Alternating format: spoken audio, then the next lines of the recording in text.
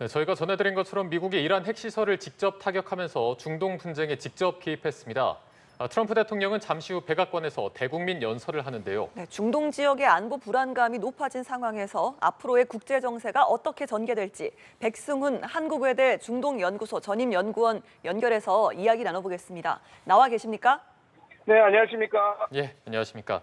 자, 이제 트럼프 대통령이 잠시 후에 백악관에서 대국민 연설을 할 것으로 보입니다. 먼저 미국이 직접 군사 행동에 이렇게 나서게 됐는데 앞으로의 중동 정세는 더 불확실한 국면에 접어들었다 이렇게 볼 수 있을까요? 네, 지금 불확실한 국면에 들어선 것은 사실이나 어떻게 보면 트럼프 행정부는 지금 시작부터 강화 외교를 철저히 이렇게 시행하면서 지금 왔다고 보면 될 것 같습니다. 물론 이제 그 기자님들께서도 말씀드렸지만 2주까지 기다리다고 하겠는데 왜 지금 이렇게 공격을 했냐 이런 변화들이 있어서 좀 당황할 부분도 분명히 있는데요.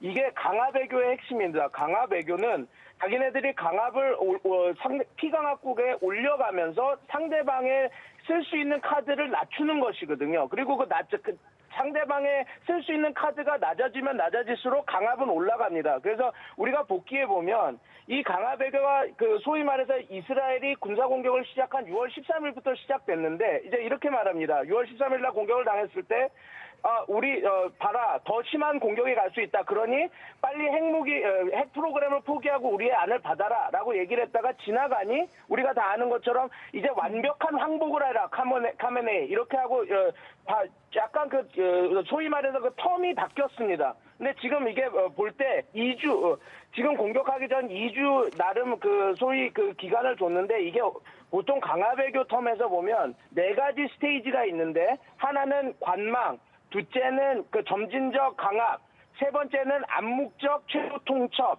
그다음에 최후 통첩입니다. 근데 2주 시간을 준 것은 암묵적 최후 통첩을 주고 이제 너 말을 안 들으면 최후 통첩, 언제 어느 날까지 하지 않으면 우리가 너를 공격하겠다, 우리 끝장을 보겠다라고 하는 그 시그널을 보여주는 그 과정에서 지금 2주라고 하는 시간을 줬고 핵시설을 타결한 겁니다. 그리고 네, 지금 말한 잠시만요.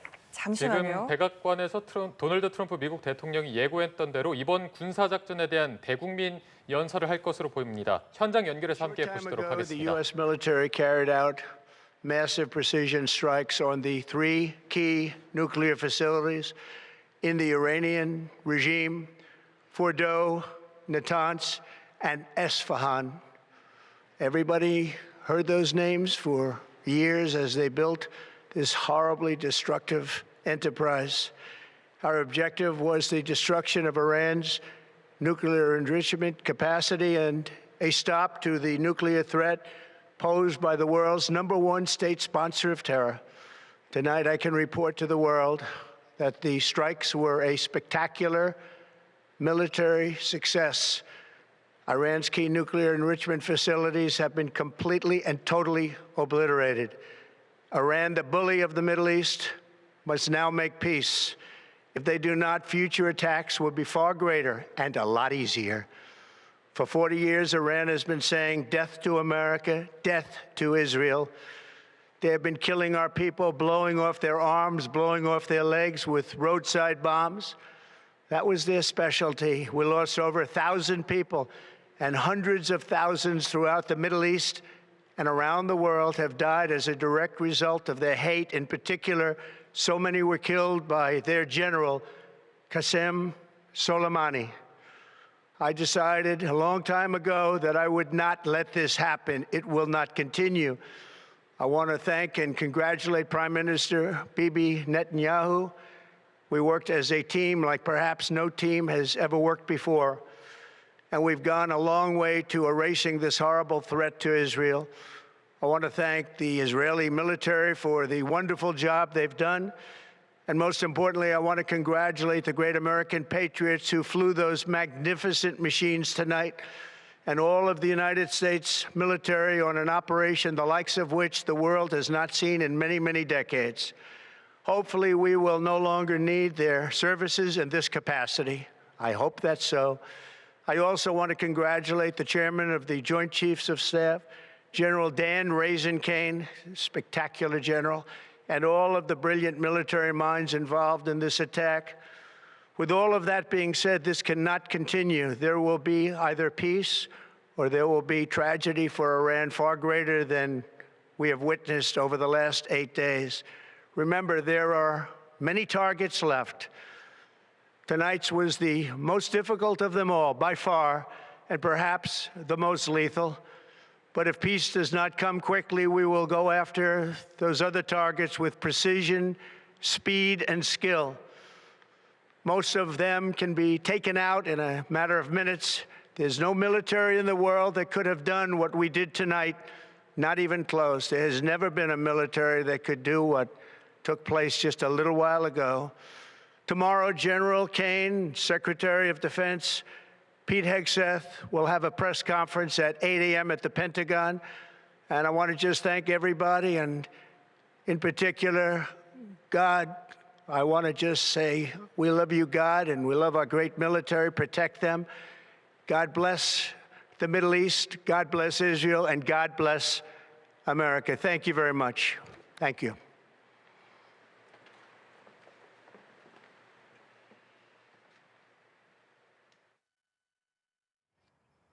네. 자, 이번 공습에 대해서 백악관에서 도널드 트럼프 대통령의 대국민 연설 현장 함께 보고 오셨습니다. 트럼프 대통령이 이란 핵시설 공격 관련해서 연설을 했는데 일단은 이란의 파괴적인 핵 능력을 파괴했고 포르도, 나탄즈, 이스파한 세 곳에 대한 성공적인 공격이 있었고 이란의 핵시설들이 완전히 제거됐다라는 내용이 있었습니다. 또 네타냐후 총리에 대한 감사의 말이 있었는데 저희가 관련해서 대담으로 계속 이어가 보도록 하겠습니다. 연구님, 조금 전에 이제 트럼프 대통령의 대국민 연설이 있었는데 지금 내용은 좀 어떻게 들으셨습니까? 제가 끝나기 전까지 말씀드린 거랑 대동소이합니다. 지금 트럼프 대통령의 핵심은 이겁니다. 아직 끝나지 않았습니다. 다른 타겟들이 있다.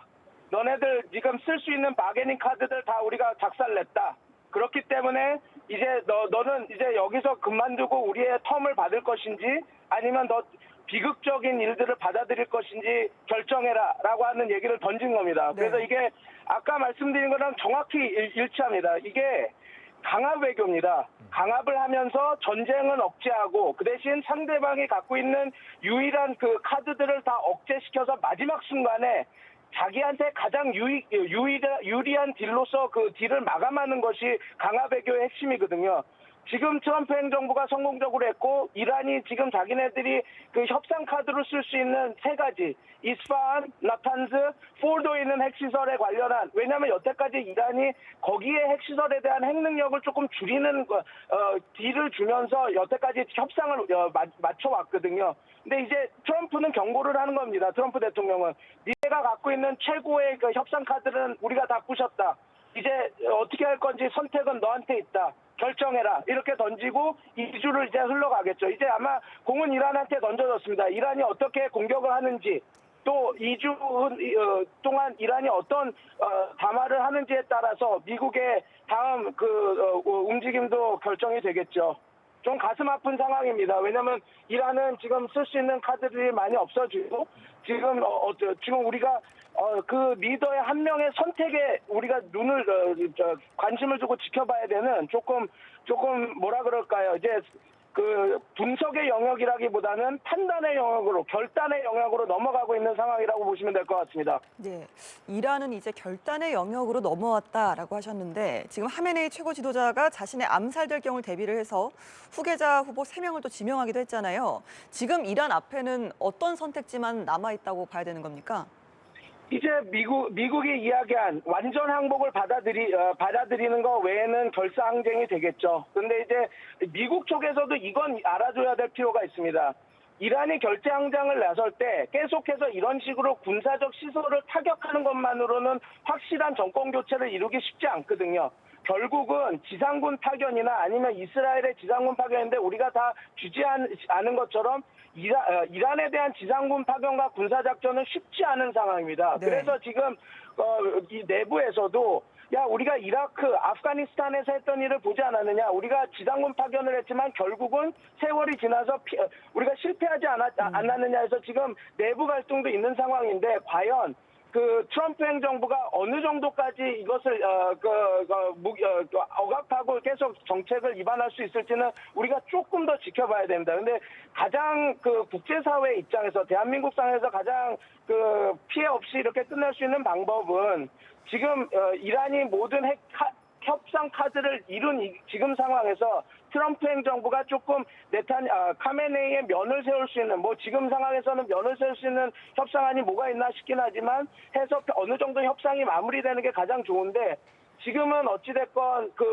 양쪽의 협상이 쉽지 않은 상황에서 이란이 어떻게 결단하는지가 남는 그런 상황이라고 보시면 될 것 같습니다. 네, 항복 혹은 결사 항쟁 이 두 가지의 카드만이 남았다라고 말씀을 좀 하셨는데, 조금 전에 트럼프 대통령도 밝혔고 또 이란에서도 포르도, 이스탄, 나탄즈 이렇게 세 곳 핵시설이 공습을 받았다고 확인을 했다고 하는데, 공습 전에 여기에 근무하던 이들이 모두 빠져나온 상태였고, 그렇다면 이게 미국으로부터 사전에 공격에 대해서 좀 통보를 받았다 이렇게 볼 수 있는 겁니까? 뭐 그것은 지금 잘 알 수가 없는 상황인데, 이미 그 보도에서도 나왔지만 미주리 공항에서 B2 폭격기가 괌으로 떠난다라는 것을 다 전 세계가 알았거든요. 그래서 심지어 로이터에서 군 관계자한테 물어서 이게 이란에 대한 군사가 작전으로 가는 거냐라고 얘기를 했을 때 노코멘트를 했던 그런 거가 있어서, 이란도 나름 첩보나 방첩 부대가 있는 상황이라서 아마 지금 말씀하신 대로 이거는 저의 추정입니다. 아마 어느 정도 공격이 감행될 수도 있겠다라는 것을 알고 있었지 않았나 싶습니다. 네.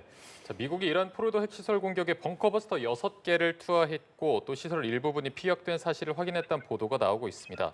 또 뭐 토마호크 미사일을 사용했다 이런 내용도 있는데, 앞으로의 이제 이란 핵시설 공격에 대한 여파는 어떻게 봐야 되겠습니까?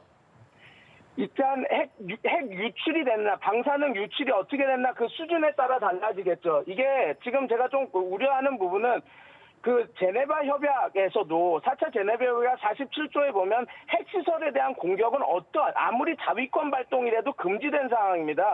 근데 이제 어찌됐건 핵시설을 공격을 했고, 저는 이 벙커버스터의 핵시설이 그냥 그 함몰시키는 수준, 그러니까 소위 말해서 물론 이것도 불능화이긴 하지만 그 입구를 다 막아서 더 이상 이 시설을 사용할 수 없는 수준으로 불능화했으면 가장 좋을 것 같은데, 만약에 이것이 정말 타격을 크게 해서 그게 노출이 돼서 방사능까지 노출되는 상황이 된다면, 지금은 트럼프 행정부가 우리가 승리했다 이렇게 얘기를 하지만, 만약에 이 공격이 방사능 유출, 큰 노출까지 된 사고라고 한다면 마냥 트럼프 행정부가 우리가 승리했다라고 주장하기에는 좀 어려운 상황으로 국제사회에서 그렇게 흘러갈 수도 있습니다. 예, 방사능 누출에 대한 우려도 좀 상당히 되는 상황인데, 이번 공격에 B2 스텔스 폭격기가 관여한 것으로 보이잖아요. 그러니까 초대형 폭탄 벙커버스터를 2개 이상 탑재할 수 있는 최첨단 공군 자산 이렇게 알려졌습니다. 그래서 그런지 이번 작전을 트럼프 대통령이 성공적이다라고 평가를 하기도 했는데, 이 부분을 좀 설명해 주실까요? 왜냐하면 이게 지금 말씀하신 GUB-57 폭탄은 미국의 전략 폭격기 B2 아니면 갖고 가서 공격을 할 수가 없습니다. 크기와 그 길이 때문에 그렇습니다. 그래서 어찌됐건 우리가 이야기가 나올 때 폴도를, 그러니까 이스라엘에 대한 공격을 묵인해주는 것은 직접적인 개입이 아니라서 이렇게 우리가 조금 미국이 피해갈 수 있는 것들이 있었지만, 이번 폴도 시설을 타격한 GUB-57을 사용한다라는 얘기는 미국 전략 폭격기가 개입한다라는 소리거든요. 그러면 자연적으로 자기네들이 개입했다라고 하는 얘기가 되는 거기 때문에, 어찌됐건 지금 자기네가 직접 개입이 됐다라는 걸 감출 수 없는 이 상황에서는 당연히 이번 군사작전에 대해서 결정권자인 트럼프 행정부는 성공적인 작전이라고 이야기를 할 수밖에 없는 상황이겠죠. 그리고 물론 저도 지금 아직 시간이 흘러서 그 피해나 그거 봐야 되겠지만, 성공적인 작전으로 그 폴도 시설과 나탄즈 시설을 타격하지 않았을까 싶습니다. 네. 자, 어쨌든 지금 국면에서는 미국이 이란 핵시설을 직접 타격을 하면서 중동 분쟁에 직접 개입을 하게 됐습니다. 트럼프 대통령은 일단 지금까지 현재로서는 이란 추가 공습 계획은 없다고 밝히고 있는데, 지난 19일을 생각해 보면 2주의 시한을 줬었는데 갑자기 이렇게 직접 타격을 단행한 배경은 어떻게 봐야 되겠습니까? 이게 이렇습니다. 아까 말씀드린 대로 강화 외교의 하나의 수단입니다. 이제 암묵적인 통첩을 줬습니다. 2주 동안. 그리고 보통 그 국가가 우리가 말하는 협박이 절대 블러핑이 아니야. 허풍이 아니야. 우리는 진짜 너를 때릴 능력이 됐고 그런 신뢰성도 갖고 있다라는 걸 보여줘야지 강화 외교가 성공적으로 작동합니다.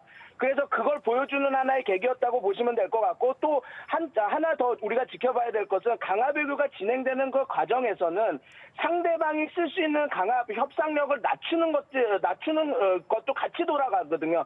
당근과 채찍을 이용해서 그런 식으로 압박을 하는 것이 보통 그 강화 외교의 핵심입니다. 그래서 지금 요번에 이주라고 하는 묵시적 최후 통첩을 던지고 요번 공격을 통해서 이란이 사용할 수 있는 핵 협상 그 카드를 상당히 낮춰놓은 거죠. 그래서 아까 전에 말씀드린 것처럼 이제는 이란이 자기가 갖고 있는 모든 협상 카드를 잃은 상황에서 뭘 할 수 있겠습니까? 결국은 미국이 던지는 안을 받던지 아니면 2주 후에 벌어질 또 다른 군사 공격이나 이런 것들에 대한 그 결과를 감당해내든지 이 두 선택지를 주고 계속 압박해 가고 있는 상황입니다. 그러나 우리가 여기서 좀 생각해봐야 될 것은 이겁니다. 강화 외교도 외교입니다. 그래서 전쟁이 이게 전면전으로 올라가면 강화 외교의 실패로 보는데 지금 되게 그 기로에 서 있다고 보시면 되겠습니다. 네타냐후가 조금 거절할 수 없는 제안을 미국 쪽에서 그 2주 안에 이렇게 던져서 좀 받아들이게 얘기하는 것이 가장 좋은 시나리오일 텐데 과연 트럼프 행정부와 그리고 네타냐후 지금 그 이스라엘 정부가 어떻게 이스라엘을 이 남은 기간 압박하고 상황을 볼지는 우리가 조금 더 시간을 두고 지켜봐야 될 것 같습니다. 그리고 이란의 대응도 어떨지를 우리가 좀 지켜봐야 될 것 같습니다. 네, 강압 외교를 통해서 이란이 쓸 수 있는 카드를 좀 낮춘다라고 설명을 좀 해주셨는데 조금 전에 트럼프 대통령이 이제 대국민 연설을 통해서 이란이 평화를 만들지 않으면 다음 공격은 훨씬 클 것이다라고 밝히기도 했는데요. 이거는 이제 선제 공격을 통해서 확전을 막겠다 이런 부분이랑 조금 더 배치되는 내용이 아닌가라는 생각이 듭니다. 그렇죠. 이제 결국은 이제 마지막 최후 통첩의 시기가 온다라는 메시지를 던져주는 겁니다. 야, 이제 너가 갖고 있는 카드는 없지. 그리고 이제 우리가 준 2주야. 그때 너가 평화를 위해서 전폭적으로 항복을 하고 국제사회로 나오든지 아니면 지금 앵커님께서 말씀하신 대로 다른 그 컨시퀀스, 다른 결과를 네가 받아들이든지 선택해라는 것을 말하지는 않았지만, 직접적으로 얘기하지는 않았지만 그런 시그널을 지금 요번 담화를 통해서 이란에게 발신한 것이죠. 네, 앞서 이제 트럼프 대통령의 대국민 연설에서도 네타냐후 이스라엘 총리에 대한 어떤 감사의 말이 있기도 했고 이스라엘 입장에서는 어떻게 보면은 미국을 전쟁에 끌어들이는 데 성공한 셈인데 이번 공습에 대해서 이스라엘 앞으로 어떤 입장을 보일 거라고 보이십니까? 당연히 이스라엘은 성공적인 작전이었고 이게 훌륭했다라고 얘기하지만 이것이 끝이 아니라고 얘기는 계속 할 겁니다. 이스라엘 입장에서는 이 정도 수준으로 멈추려면 6월 13일에 전쟁을 시작하지 않았을 거기 때문에 그렇고요. 이제 우리가 봐야 될 부분은 이겁니다. 과연 네타냐후 행정부에서 카메네이가 미국이 제시하는 제안을 받았을 때 과연 이 네타냐후 행정부는 어떻게 나올까라는 지점입니다. 예. 만약에 미국이 던진 제안에 대해서 카메네이가 받아들여서 알겠다, 내가 하야하고 이렇게 뭔가 미국이 원하는 텀대로 조건대로 이렇게 항복안을 제출하고 이렇게 협상안을 받아들이겠다라고 했을 때 과연 지금 어떻게 보면 네타냐후 행정부는 지금 이스라엘 건국 역사상 가장 최고 고조에 받아들인 거거든요. 그래서 자기네들이 생각하는 주적인 이란을 거의 끝단까지 밀어붙인 지금 그 상황입니다. 그럼 과연 그럴 때 지금 협상이 뭐 될지 안 될지 우리가 지켜봐야 되겠지만 협상이 됐을 때 과연 이스라엘이 이걸 받아들일 것인가 아니면 조금 더 강력한 도발과 이걸 할 것인가도 또 지금 향후에 상황이 어떻게 전개되는지 영향을 끼치는 하나의 변수로 우리가 좀 지켜봐야 될 겁니다. 지금 네타냐후와 이스라엘은 지금 상당히 기쁘겠죠. 그러나 이게 협상이 지금 말씀드린 대로 협상이 어떻게 진행되냐에 따라서 미국과 지금 이스라엘의 정말 가까운 관계가 조금 더 이질감을 느끼면서 좀 거리감을 느낄 수 있는 그런 상황도 벌어질 수가 있습니다. 예. 자, 그렇다면 미국에서 이제 오늘의 이 직접 공격 전에 이스라엘 측에도 이미 공격에 대해서 이야기를 하고 여기에 대해서 공감을 받았을 가능성도 상당히 높다고 봐야겠네요. 그렇죠. 왜냐하면 이스라엘이 자기네들이 늘 얘기했던 체제 전복을 위해서라면 그리고 자기네들이 핵 위협을 느끼고 있다라고 했는 이란의 핵시설을 다 형해화시키기 위해서는 지금 오늘 발사된 GUB-57 관통탄 그 벙커버스터가 필요했었거든요. 그런데 지금 트럼프 행정부는 이거를 자기네 전략 폭격기 B2를 이용해서 써줬다라는 것 그 자체가 이스라엘의 입장에서는 외교적 군사적 승리죠. 네. 강압 외교에 대해서 계속 말씀해 주셨는데 일단 미국에서는 직접 개입을 함으로써 굉장히 강한 압박을 한 것으로 보입니다. 또 다음 공격은 더 클 것이다라는 메시지를 남기기도 했는데 만약에 이게 협상 같은 게 잘 안 풀려서 다음 공격이나 다음 수단이 나온다면 미국 측에서는 어떤 카드를 낼 거라고 보십니까? 지금 근데 요거는 좀 더 지켜봐야 되는 상황입니다. 지금 뭐 앵커님도 말씀하셨지만 미국 내에서 여론이 그렇게 좋지는 않거든요. 네. 확전이나 전면전 개입에 대해서. 근데 지금 벙커버스터 자기가 쓸 수 있는 최고의 무기까지 사용한 상태입니다. 그럼 지금 상황에서는 지상군 개입 카드가 나와야지 어느 정도 확실히 정권 교체나 지금 이란의 소위 말하는 자기네들이 말하는 정권의 멸망을 할 수 있을 터인데 과연 제가 아까 전에 잠깐 말씀드린 것처럼 아프가니스탄, 이라크 여기서 지상군을 파견했다가 여러 가지 문제점들을 만들었었거든요. 그리고 그게 여러 가지 재정 문제나 미국의 그런 문제들을 이뤘기 때문에 지금 내부에서도 트럼프 행정부의 내부에서도 지금 서로 좀 말다툼이 있는 거 아닙니까? 그래서 이게 지금 자기네들이 더 큰 카드 힘든 걸 하겠다라고 하지만 좀 더 융단 폭격이나 그런 폭격 외에는 특별히 더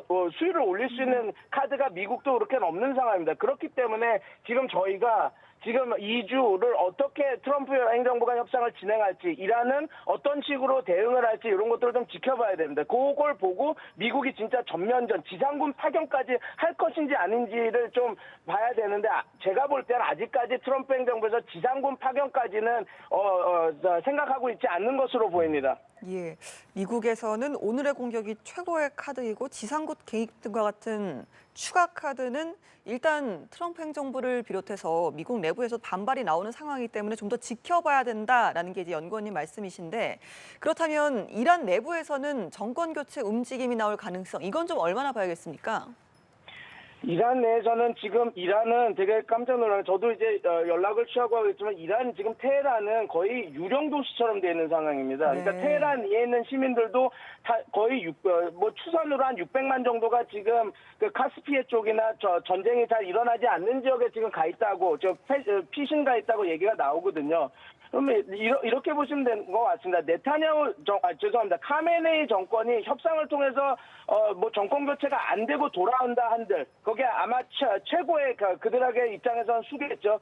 과연 향후 정국을 지금의 리더가, 지금의 최고 지도자가 지금의 시스템으로 이끌 수 있을지는 조금 더 지켜봐야 될 것 같습니다. 왜냐하면 이란 국민들도 지금 이렇게 된 상황에서 그리고 솔직히 말해서 이란이 더 이상 거의 제공권까지 다 지금 이스라엘과 미국한테 내줘서 지금 자기네들 삶의 터전이 공격을 당하고 있는 상황 아닙니까? 그래서 과연 지금의 소위 말해서 지금 1979년 체제로 이끌어지고 있는 이란이 과연 요번 협상에서 잘 이걸 막아서 정권을 연장한다 하더라도 과연 이란 국민들이 받아들일지 아니면 다른 내부에서의 소요 사태가 날지 그거는 좀 지켜봐야 됩니다. 그래서 트럼프 대통령도 그거를 원하는 뉘앙스를 계속 자기 담화에서 얘기를 하고 있지 않습니까? 그래서 한번 요거는 근데 솔직히 말씀드려서 제가 지금 판단해서 예측드릴 수 있는 얘기는 아니고 상황이 어떻게 진행되는지를 보고 말씀을 드릴 수 있는 부분이라고 생각합니다. 네, 일단은 미국이 직접 분쟁에 개입을 하면서 상황이 전환됐다고 볼 수 있겠는데 사실 그동안 러시아 입장에서는 중재자 역할을 자처해 왔습니다. 지금 이번에 미국의 군사 개입으로 인해서 앞으로 러시아는 어떤 움직임을 보일 거라고 보십니까? 지금 그런 중재 역할을 할 힘이 거의 없죠, 러시아는. 그리고 우리가 재밌는 상황은 프랑스하고 독일이 처음에는 반대를 하다가 독일은 나름 지금 이 군사작전이 좀 성공적이다 하고 이런 이야기를 내기 시작했습니다. 그거는 이게 국제정치의 냉혹함인데 이미 지금 이 트럼프 행정부와 이스라엘의 공격이 상당수 먹혔고 이것을 뒤로 물릴 수 없다라고 하는 판단이 독일은 선 겁니다. 그래서 이 작전은 해야 되고 그리고 우리도 돕겠다라는 메시지가 나오는 것은 숟가락 올리기는 거거든요. 그래서 그런 상황에서 지금 푸틴 대통령이 자기가 이란과 이런 문제 중재자 역할을 하겠다라고 얘기하는데 중재자를 하려면 중재자가 쓸 수 있는 인센티브, 유인들이 있어야 됩니다. 네. 푸틴 대통령 자체도 그런 유인이 약할 뿐더러 지금 이란 행정부가 갖고 있는 유인도 약하기 때문에 그건 그냥 그 외교적 수사 정도 아닐까. 그렇게 큰 영향을 끼칠 수 있는 중재자 역할을 하기 어렵다고 저는 판단하고 있습니다. 자, 그러면 앞으로의 이제 중동 사태가 어떻게 전개될지 이 부분이 전 세계의 시선이 쏠리고 있는데 조금 전에 이제 대통령실에서 이란 관련 긴급 안보 경제 상황 점검 회의를 소집했다 이런 속보가 전해지기도 했습니다. 그렇다면 이 회의에서는 어떤 내용이 좀 다루어지겠습니까? 지금 우리 행정부 말씀이십니까? 예. 우리 행정부. 네. 이제 지금 다행스럽게 우리 지금 가 있는 교민들, 그다음에 학생들은 지난 금요일 날 투르크메니스탄을 통해서 다 나온 다음에 지금 잘 나왔습니다. 그래서 그거는 안정한 부분이라서 그거는 이제 그거보다는 향후 그 전쟁이 만약에 카메네이가 끝까지 전쟁을 하겠다고 가서 호르무즈 해협이나 이런 것들을 막았을 때 과연 우리 경제가 맞을 그 여파나 에너지 수급 문제 관련해서 아마 청와대 긴급 회의가 소집되지 않았을까 싶습니다. 네, 사실 다른 나라들을 봤을 때 독일이나 프랑스, 영국이 이란 외무장관과 핵 협상을 벌이기도 했지만 돌파구 마련이 쉽지 않은 상황에서 앞으로 유럽 등 다른 나라들은 이 중동 사태에 대해서 어떤 식으로 대응할 거라고 봐야 되겠습니까? 지금 말씀드린 것처럼 EU 대다수의 나라가 이미 그 트럼프 행정부의 현 공격에 대해서는 좀 그 긍정적인 메시지를 이미 보내고 있는 상황입니다. 그래서 일단 이번 이 공격과 이번 2주 얘기를 한 이란과의 협상이 일단락이 돼야지 어느 정도 진짜 그 유럽이나 다른 국가들이 어떤 스탠스를 취할지가 나타날 것 같습니다. 지금은 공격을 하고 있는 입장이고 성공적으로 공격이 들어간 입장이고 어떤 정도 변화가 일어날 수밖에 없는 상황이기 때문에 주변 국가들 특히 미국의 동맹국들은 긍정적인 이야기를 하겠지만 이제 이 전후 복구라든지 아니면 정권 교체 문제라든지 아니면 이것을 다뤄야 되는 문제에 있어서는 분명히 조금 더 또 다른 합종 이행들이 만들어질 겁니다. 사우디아라비아도 지금까지의 공격은 좋아했지만 이스라엘이 주도가 돼서 이렇게 이란에 관련한 문제를 푸는 거를 당연히 반대할 것이거든요. 그래서 이 문제는 지금 우리가 알고 싶긴 하겠지만 조금 이 상황이 좀 안정화가 되고 그다음에 각국이 어떤 생각을 갖고 전후 재건이나 이란에 대한 관계 설정을 들어가는지를 봐야 좀 적확한 판단을 할 수 있을 것 같습니다. 지금 현 상황에서는 아마 모든 국가들이 핵시설에 대한 타결 이런 거에 대한 우려는 하겠지만 예. 미국의 이런 군사적 작전 그래서 핵 위협이나 능력을 이란을 낮춰준 거에 대해서는 좀 긍정적인 평가하는 반응으로 많이 갈 겁니다. 물론 이제 중국과 러시아는 그런 이야기는 하진 않겠지만요. 네. 자, 연구원님이 계속 말씀해주신 이 강압 외교를 통해서 미국이 좀 주도권을 쥔 형상으로 보이는데 앞으로도 이렇게 미국이 주도권을 갖고 갈 거라고 보십니까? 마냥 가져갈 수는 없습니다. 만약에 강압 외교의 핵심은 이겁니다. 외교로서 푸는 겁니다. 물론 그게 강압, 물리적, 그다음에 군사적 공격이 들어가도 결국은 외교, 협상으로 푸는 것이 강압 외교의 키거든요. 근데 예. 만약에 이게 너무 밀어붙여서 우리 속담에도 있지 않습니까? 쥐도 궁지에 물면 문다. 만약에 그래서 카메네이와 지금 현 행정부가 그래 이제 어차피 우리가 갈 곳은 없다. 우리가 열렬히 싸우다가 산화하자라고 해서 전면전 국면으로 간다면 이건 강압 외교의 실패인 것이거든요. 예. 그리고 그렇게 해서 실패가 된다면 그 지상군 파견도 생각해야 되는 카드가 될 겁니다. 그러면 어떻게 보면 트럼프 행정부에서도 마냥 이게 지금 꽃놀이패가 아닌 상황이기 때문에 지금 현 상황에서는 강압 외교의 최고조 그리고 미국의 국익을 극대화할 수 있는 그 순간까지 밀어붙인 건 사실이지만 지금 여기서 협상을 어떻게 진행하느냐에 따라서 트럼프 행정부가 정말 많은 성과를 가져갈지 아니면 다 된 밥에 재가 뿌려지고 전쟁으로 이어질지는 이제 또 지금 앞으로 2주가 핵심적인 시기이기 때문에 우리가 좀 조심스럽게 지켜봐야 될 것 같습니다. 예, 끝으로 하나만 더 여쭤보자면 트럼프 대통령이 조금 전 대국민 연설에서 중동 지역의 평화를 강조하지 않았습니까?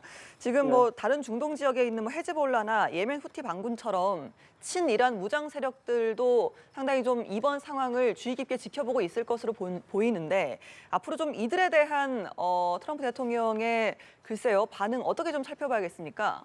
지금 말씀드린 대로 지금은 잠잠하지만 만약에 한번 생각해 보십시오. 카메네이 행정부에서 자 우리가 끝까지 간다. 어차피 우리 다 무너졌다 하자라고 했을 때 물론 이제 그 말을 따라서 공격할 수 있는 그런 저항의 축 세력도 있지만 또 그거에서 이탈하는 세력도 있을 겁니다. 그래서 아마 트럼프 행정부 입장에서는 요번에 이렇게 강경적인 조치를 한 이유는 자기네들도 판단했을 때 저항의 축 세력이 크게 저항을 못할 것이라는 판단이 어느 정도 끝나서 이렇게 강력하게 밀어붙인 것이고요. 근데 이제 이 상황에 어떻게 될지는 그래도 나름 그런 요인 암살이나 폭탄 테러나 완전히 자기를 산화하는 폭탄 테러나 이런 것들은 가능할 수 있는 세력들이 아직도 있기 때문에 우리가 이 2주 협상 후에 어떻게 흘러갈지 그래서 정말 카메네이 행정부에서 정말 산화하고 우린 끝까지 항전하고 우리가 쓸 수 있는 모든 카드를 쓰겠다라고 했을 때는 지금 말씀하신 잔존 세력 중에서 일정 정도 어떤 타격이나 테러 행위가 벌어질 수 있는 그런 것도 우리가 조심해서 지켜봐야 될 것 같습니다. 네, 알겠습니다. 미국의 이란 핵시설 직접 타격 단행 후에 앞으로의 중동 정세에 대해서 짚어봤습니다. 지금까지 백승훈 한국외대 중동연구원 전임 연구원과 함께했습니다. 오늘 고맙습니다. 감사합니다.